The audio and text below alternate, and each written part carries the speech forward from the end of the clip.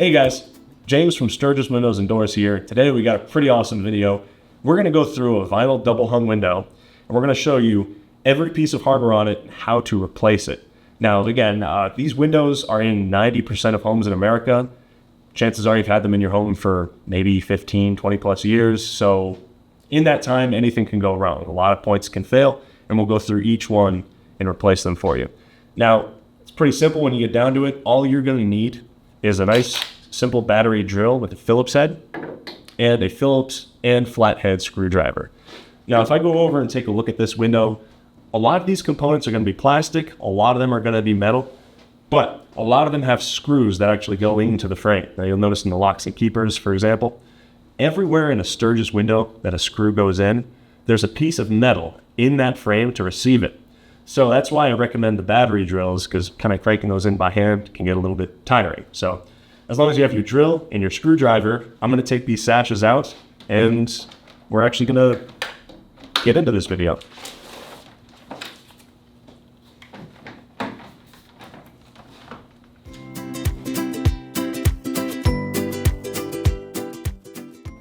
So here we have the bottom sash of our double hung window.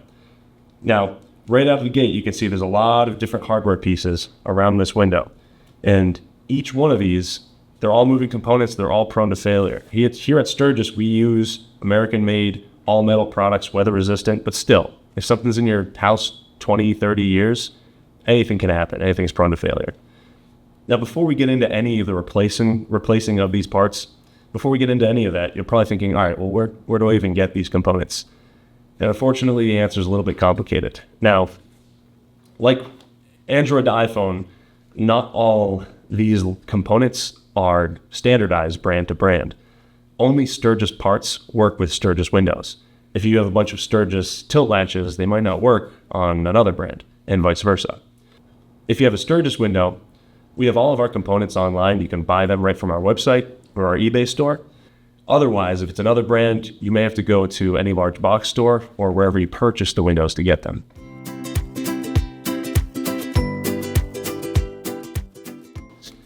So let's start at the top and we'll work our way down. At the very top here, we have our locks. Now you only see these on bottom sashes. You need to operate these just to even move the top or bottom sash. So these guys are constantly moving. These can be prone to failure. So the good news is if they do fail, they're super easy to replace. Now, a lock can fail in a couple different areas. Like I said, it's constantly moving. And these are our locks at Stergis. They all kind of work similarly. You have your lever here, and as you engage the lever, you'll see an actual lock piece come in action. That's the piece that grabs the keeper on the top sash. Now, you can fail at the lever that you operate, or if the lever's still there and still moves, your lock on the back end, that may have snapped. So if either of those components go, it's best just to replace it, get rid of it, put a new one in. You're going to need a drill and nothing else. What I have right here is I have a replacement lock and I have two screws.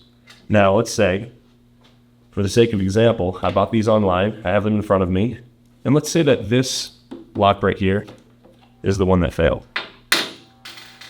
Again, there's only two screws you have to take out. Super easy. I'm going to grab my drill, and you're just going to back out these screws. Now, if I remove that, make sure you back them out all the way. Once you remove this lock, you're going to see these two holes, and that's exactly where you want to place your new lock. And again, I'd use the other one as reference to make sure it's facing the same way. And that new lock will sit right at these other holes, and you just grab these new screws. Or you could even reuse the screws if it's just the lock that failed, but I recommend using the new screws. You just put those new screws in place, and you just sink them right in. Give it a nice hearty shake. Make sure those are seated really well. And now,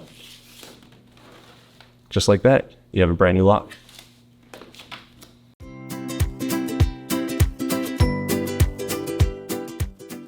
Next, we're going to take a look at the tilt latch. Now, like the lock, these are very high traffic. There's a lot of moving parts with these components. So again, after 20 or so years in your house, they're prone to failure. Now, if they fail, the good news is they're super easy to replace, even easier than the locks because they don't actually require any screws or drilling. All that you need to replace these guys is a good old flathead screwdriver. So let's take a look at the end here. This sash is off one of our sample windows, and this actually has a broken tilt latch. You'll notice that the finger, little grab piece here, snapped off maybe a year ago. Who knows? Point is, we're going to replace it here now. It's very simple to do this. And again, we're probably going to get a close-up because this is pivotal. So I like to seat it right behind the back, the main body of the tilt latch, and I give it a little twist, and you're going to hear a loud snap, and you're going to see it actually slide out of its housing. That's a good thing. That means we just unseated our tilt latch. Now, before I take this out completely, this is very important actually. I have my new tilt latch that I'm going to replace it with. The one I got, again, this is a Stergis window. I got this off of the Stergis website and the Stergis eBay store. This might say L or R for left and right on the back of it. Sometimes it doesn't. Again, if it's not a Stergis window, it might not. So it's very important to keep in mind the angle of this tilt latch. Now, what direction is that actual latch part pointing in? Now, in this case, you can see the pointy bit. This is closer to me. So I want to make sure I grab the latch that has the pointy bit closer to me. So when I take this guy out, I want to make sure when I take that new piece and slide him back in, it looks identical. Oops, I just got to make sure I seat it right. I want to make sure that it looks identical to the one I just took out. And now you just slide him in, and then when you're ready, give him a little push, and then it'll snap into place.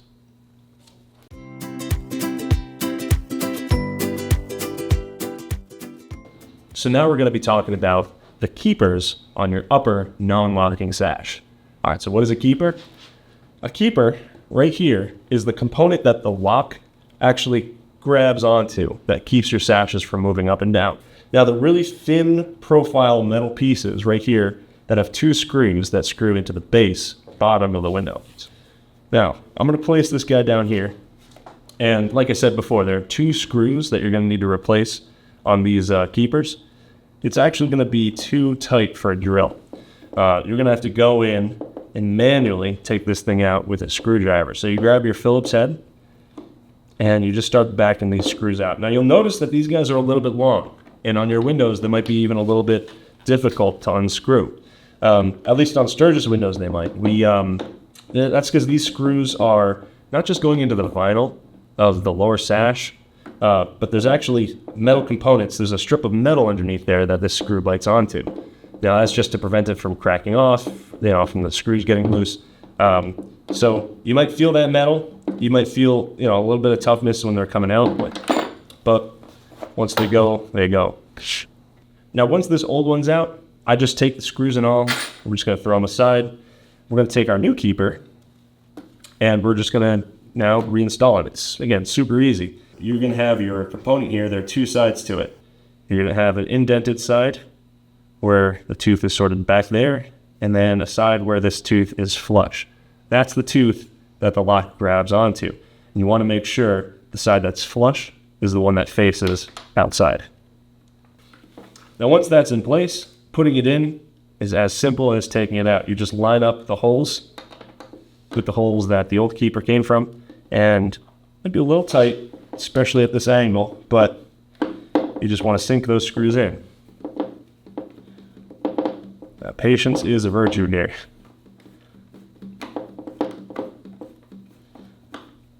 And again, our windows, we have metal built into our sash frames, and you will feel it bite onto that metal. Once you feel that resistance on the screw, that's a good thing. That means it's seated correctly. So that's just sitting right back into the holes that the old keeper came from.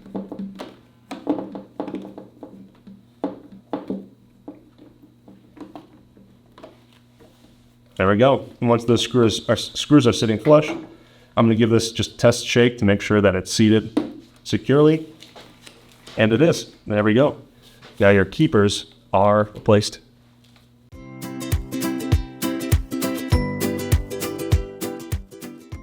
So now, guys, we're going to talk about your night latches.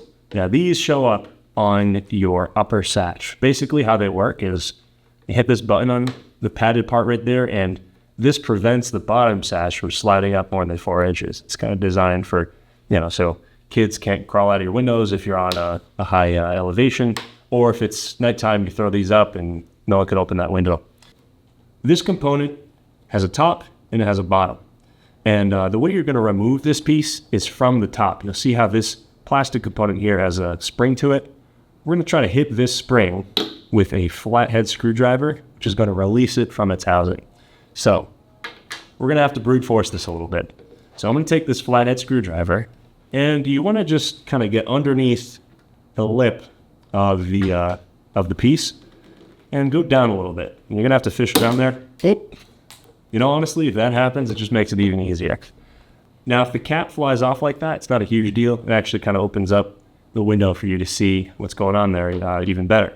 So you'll notice there's a little plunger here, and that's this component right here. I just want to grab that with a flathead screwdriver, and if I just get it in there nice the right way, I'll wedge that in. I can grab the piece, and the whole thing kind of pivots, slides right out. Now, it might take a few tries.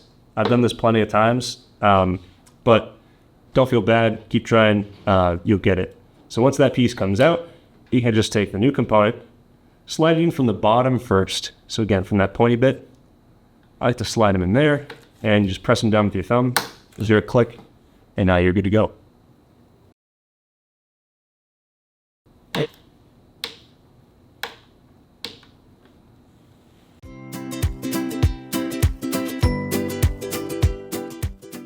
The last component I want to talk about is actually on the side of the sash here. And we're going to have to get in a little close to see it. It's a really small piece right here. It's called the pivot pin. Now, this is a metal. We use corrosion-resistant material. It's a little pin that the entire weight of the sash is sitting on the entire of the window's lifespan. Now, especially when you disengage the sash and you rock it down for cleaning, all the weight is sitting on this little guy. Now, this little guy. That's why we use hardened corrosion-resistant material for our pivot pins. But again, after so many years, this is a component that you see fail on a lot of windows. Now, this one looks fine. This one is, it's off our sample window. It doesn't really get too much use. But if I take this hammer and bend that off, well, now that's not going to sit in your window. So we're going to need to know how to replace this guy. Look at that. It didn't even snap. It just bent. Oh, there it is. So what I've done is I've actually dropped this sash on its side so everything's a little bit easier to see. We're looking at the bottom of the sash right here where you can see these two screws. These two screws hold in that broken pivot. So for this, you're going to need a drill. So I'm going to grab my handy drill here, and we're going to undo those two screws. They're pretty short, so they're going to come out a little easy. And actually, when I did that screw, that pin actually kind of fell into the window a little bit. So I'm just going to tilt it up, shake it out. So now we have our broken pin. Again, that's garbage. We're going to throw them away. And these two screws that I took out, I'd recommend throwing those away too. The new component is going to come with new hardware to drill in, and just for safety's sake, I don't like to reuse screws. Let's clean this up a little bit. I'm going to take my new pivot pin right here, and you'll see a little hole, a little slit that you can slide this guy into. Now, this is very important. You'll see that it has sort of an L shape. The component with the actual bit, that lower bottom part of the L, you want that up going along the side of the window. So you take the long piece and you stick that in the hole. When you seat it in, you want to make sure that those screw holes are lined up. You're going to see the holes from the component and the holes from the window line up. So once you're lined up properly and you can see that those holes match up, just want to go one screw at a time. I'm going to take the first screw and just kind of place it right there. I'm going to grab my handy drill and very carefully. Whoa, see, that was with my left hand. All right. So now that that one's in, you can actually give it a test pull. All right, that's cool. It's in there. It's not really going anywhere. I'm going to go back and tighten those screws after, but once he's in, you want to come back with your second screw. Seat those, go back. There we go. Now both of those screws are flush. You want to give your pivot pin a good shake. Yep, he's not going anywhere. And you've just replaced your pivot pin. Congratulations. Well, that's it, guys. You're officially double hung hardware pros. We've gone through, and now you know how to replace every hardware component on your double hung window. So that should last you, if you're lucky, maybe another 15 to 30 years. So good for you. If you got any questions, please be sure to leave a comment below, or visit our website at stergis.com if you want any more information on our products. Other than that, great job. Thanks.